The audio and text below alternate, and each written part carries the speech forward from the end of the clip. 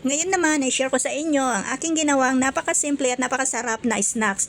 Meron tayo ditong nachos chips, giniling na karni ng baka, pipino, sibuyas at saka kamatis. Pero bago ko naman ito ilagay sa plato, syempre naghugas ako ng kamay kasi kamayin ko na lang ito. Ako naman yung kakain. So ayan po, nilagay ko lahat ito sa isang malaking plato para lagyan natin ng kanyang dressing na pampasarap.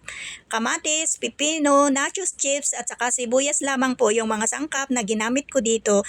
At syempre itong giniling na karni ng baka, ginisa ko muna yan sa bawang at naglagay din ako ng konting paminta. So ayan lamang po, nilagay ko lahat dyan at toppings at syempre maglagay tayo ng pampasarap na kanyang dressing. Ito po ay yung mayonnaise, Japanese mayo. Yun lamang po, masarap sana kung meron tayong cheese whiz.